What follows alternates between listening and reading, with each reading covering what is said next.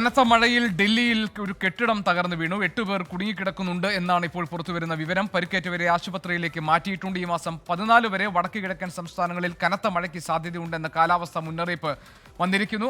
അജീഷ് ജയകുമാർ ഡൽഹിയിൽ നിന്ന് വിവരങ്ങൾ നൽകാനുണ്ട്. അജീഷ്, കനത്ത മഴ ഡൽഹിയിൽ ഉണ്ടായിരുന്നു. അതിശക്തമായ മഴയുടെ ഭാഗമായിട്ടാണ് ഈ കെട്ടിടം തകർന്നു വീണത്. ആളുകൾ കുടുങ്ങിക്കിടക്കുന്നുണ്ട് എന്നുള്ള സംശയം നേരത്തെ പറഞ്ഞു കേട്ടിരുന്നു. എന്താണ് നിലവിൽ ഏറ്റവും പുതിയ വിവരങ്ങൾ? പരിക്കേറ്റ ഏതാനും പേരെ ആശുപത്രിയിൽ മാറ്റിയെന്നുള്ള വിവരം കൂടി വരുന്നുണ്ടല്ലോ അജീഷ്.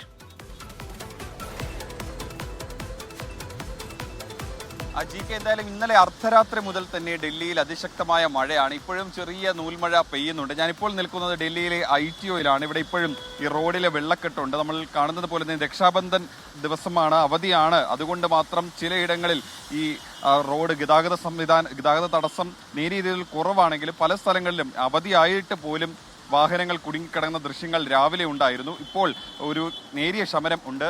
ഇപ്പോൾ നിൽക്കുന്നതിൻ്റെ ഇവിടെ ഒരുപാട് മന്ത്രാലയങ്ങളുണ്ട്. വിദ്യാഭ്യാസ മന്ത്രാലയം അടക്കം ഇതിൻ്റെ അടുത്താണ്. ഇവിടങ്ങളിലൊക്കെ തന്നെ റോഡുകളിൽ വെള്ളക്കെട്ടുണ്ട്. മാത്രമല്ല, ഈ മഴയിൽ പല ഭാഗത്തും ഈ വീടുകളിലടക്കം വെള്ളം കയറുന്ന ഒരു സ്ഥിതി ഉണ്ടായിട്ടുണ്ട്. ഡൽഹിയിലെ നോയിഡയിലും ഗാസിയാബാദിലും അടക്കമുള്ള സ്ഥലങ്ങളിൽ വെള്ളക്കെട്ട് ഉണ്ടായിട്ടുണ്ട്. ഡൽഹിയിലെ പല പ്രദേശങ്ങളിലും ഇത്തരത്തിൽ വെള്ളക്കെട്ട് ഉണ്ടായിട്ടുണ്ട്. ഇന്ന് കാലാവസ്ഥാ നിരീക്ഷണ കേന്ദ്രം ഇന്ന് റെഡ് അലർട്ട് പ്രഖ്യാപിച്ചിട്ടുണ്ട്. ഈ കനത്ത മഴയെ തുടർന്നാണ് ഈ ഹരിനഗറിലുള്ള ജയ്പൂർ എന്ന പറയുന്ന സ്ഥലത്ത് ഒരു കെട്ടിടം തകർന്നു വീണത്. അവിടെ രാവിലെ 8 പേർ കുടുങ്ങിക്കിടങ്ങുന്നതായിട്ടായിരുന്നു റിപ്പോർട്ടുകൾ പുറത്തു വന്നത്. പിന്നീട് ഫയർഫോഴ്സ് അങ്ങോട്ടേക്ക് എത്തി അതിനകത്ത് കുടുങ്ങിക്കിടക്കുന്നവരെ എല്ലാവരെയും രക്ഷപ്പെടുത്തി എല്ലാവരെയും തന്നെ ആശുപത്രിയിലേക്ക് മാറ്റുകയും ചെയ്തു. മാത്രമല്ല, ഈ വ്യോമഗതാഗതവും ഈ കനത്ത മഴയെ തുടർന്ന് തടസ്സപ്പെട്ടിരുന്നു.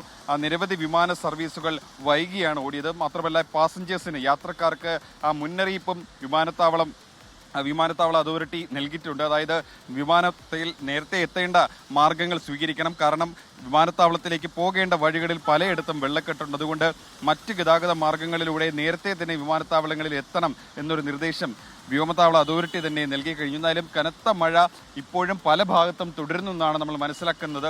പല ഭാഗത്തും ഈ വെള്ളക്കെട്ട് ഇപ്പോഴും ഉണ്ട്, ഗതാഗത തടസ്സമുണ്ട്. ഇപ്പോൾ പക്ഷേ അവധിയായതുകൊണ്ട് കാര്യമായി ഈ ഉച്ച സമയത്ത് ബാധിക്കുന്നില്ല. ഇപ്പോൾ ഗതാഗത തടസ്സം നേരിയ തോതിൽ ഒരു ശമനമുണ്ട് എന്നാണ് നമ്മൾ മനസ്സിലാക്കുന്നത്. പക്ഷേ ഇപ്പോഴും ഈ നൂൽമഴ പല ഭാഗത്തും പെയ്യുന്നുണ്ട്. ഞാനിപ്പോൾ നിൽക്കുന്ന ITO ഭാഗത്തും അത്തരത്തിലുള്ള മഴ എന്തായാലും തുടരുന്നു. എന്തായാലും ജാഗ്രതാ നിർദ്ദേശം നൽകിയിട്ടുണ്ട്. യമുന നദി മുന്നറിയിപ്പ് ലെവൽ കടന്ന് ഒഴുകുകയാണ്. അതിന്റെ തീരത്ത് താമസിക്കുന്ന ആളുകളോട് ജാഗ്രതയോടെ ഇരിക്കണമെന്നും നിർദ്ദേശം നൽകിയിട്ടുണ്ട്.